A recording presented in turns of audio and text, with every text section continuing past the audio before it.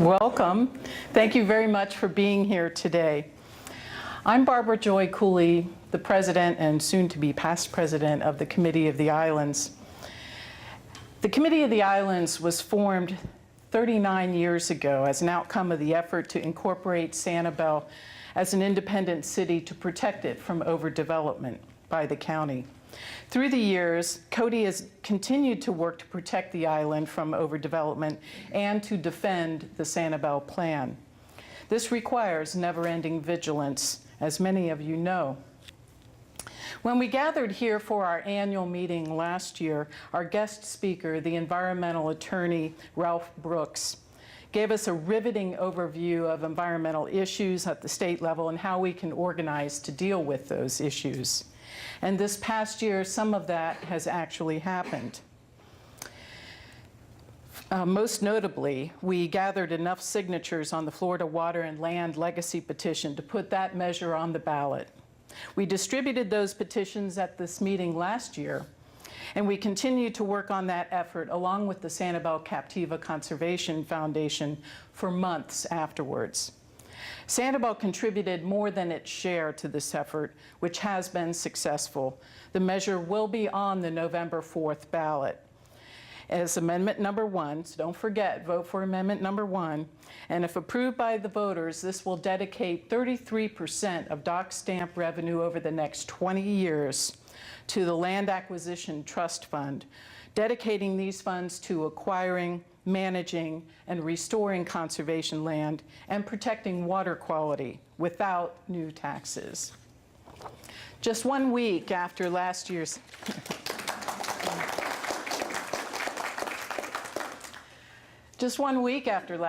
annual meeting, we experienced another success.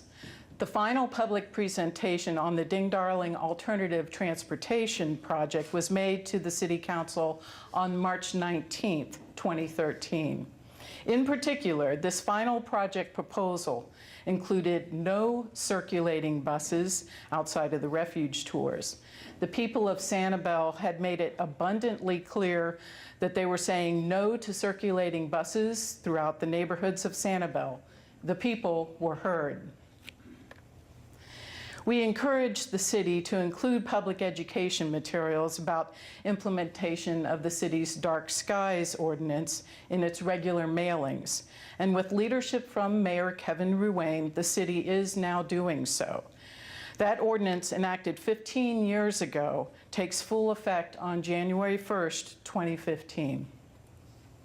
Along with SCCF, we successfully opposed the expansion of jet ski activity in the Back Bay estuaries, and we supported the campaign to raise funds for the Ding Darling acquisition of the Woodring property.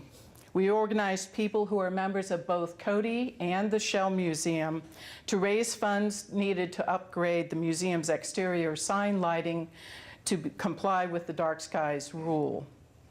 Almost a year ago, we began working with the city attorney to help develop an ordinance to regulate buses that bring people to the beaches of Sanibel. We monitored and commented on the city's workshops on redevelopment in commercial districts, and more recently on what is now called the city's Civic Core proposal.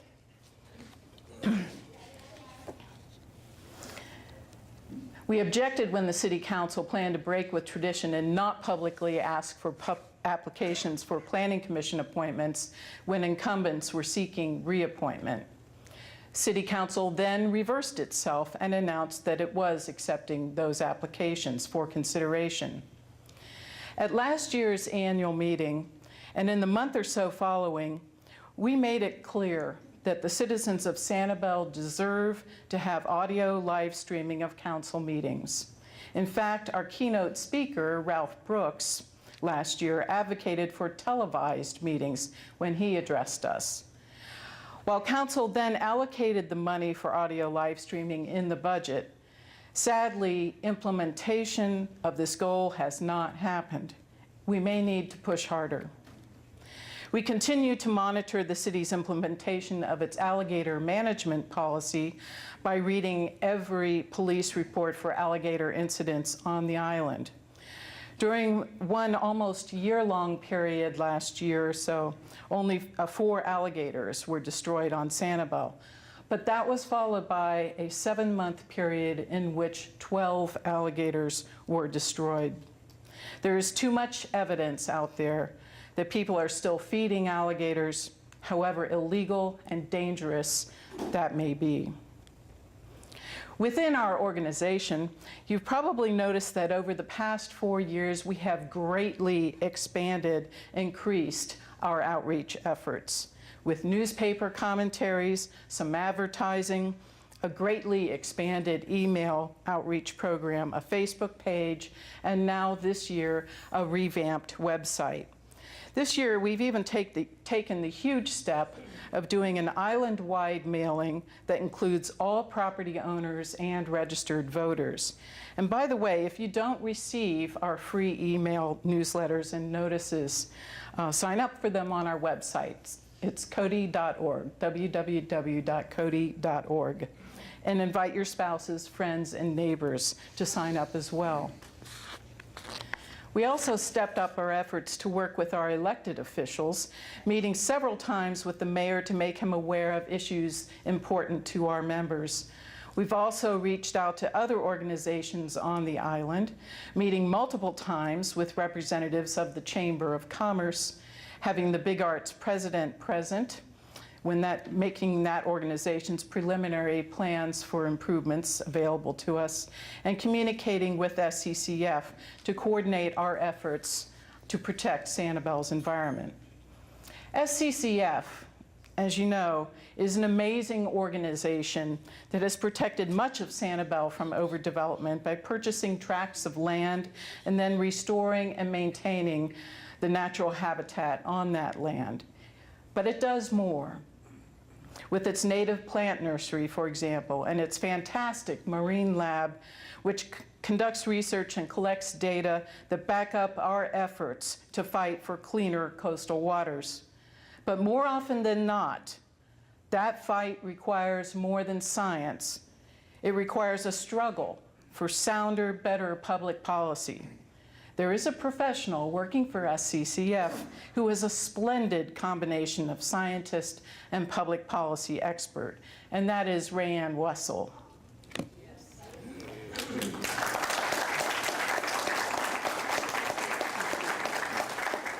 Rayanne is a limnologist that is an expert in the study of fresh water bodies. She has over 30 years of experience working in the environmental field in South Florida. She has been involved with identifying critical Caloosahatchee issues and building support for sustainable solutions. In addition, she is involved in Oxbow research, historical documentation, and education projects on the Caloosahatchee and in its estuary. For 17 years, Rayanne has guided river cruises on the Caloosahatchee, sharing its history, ecology, and current issues related to this historic river. Audubon of Southwest Florida named her Conservationist of the Year in 1998. And in 2012, Rayanne was selected as one of the women who make Southwest Florida. When she goes about her work, teaching and persuading decision makers and the public, she does it with wit, charm, solid science, and strategic savvy. That's why we are proud to present Rayanne Wessel with the COTI Citizen of the Year Award today.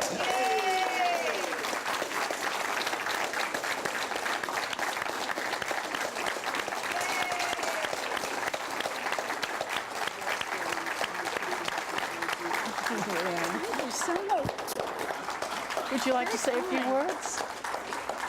I had no idea. Would you like to say something? I was just, Eric told me I couldn't go to Boca Raton for a meeting today, that I needed to come out to Sanibel to be, and hadn't I known, I'd have dressed up. Thank you for that very, very kind and very generous introduction. I'm humbled by all of your efforts, and I have to say that representing anything that involves the word Sanibel and Captiva it gets noticed because you take the time when there are notices or when there are concerns to make your thoughts known, and they're not forgotten. We may not win all of our battles, but if it weren't for you doing what you do, I wouldn't be able to do what I do. So thank you so much, and I am so embarrassed. I'm going to tell Eric. I'm surprised he couldn't be here. Thank you. Oh my goodness. Oh my God. Thank you so much. Thank you for all you do. Thank you. Do I have the wrong one? Nope. Mike keeps pointing. I'm putting my finger in the wrong spot. Is that it? Thank you so very much. I'm so surprised and humbled. Oh, thank you, Thank Rayanne. you.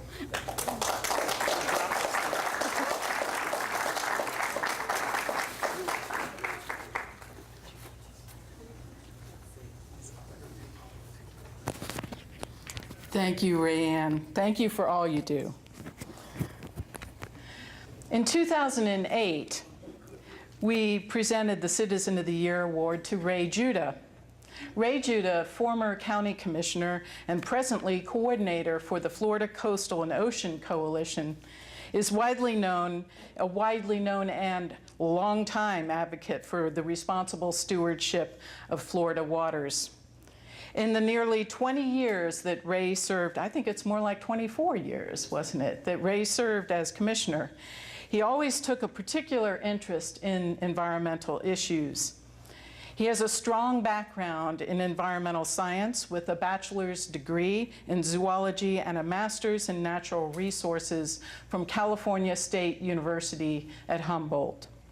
Before becoming a commissioner, he had worked as a biologist, marine biologist, land use planner, and environmental specialist.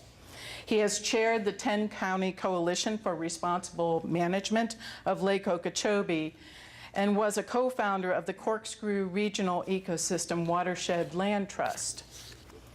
He led the effort to create the Conservation 2020 initiative to purchase environmentally sensitive land in the county. He has not hesitated to take on special interest groups such as Big Sugar and phosphate mines.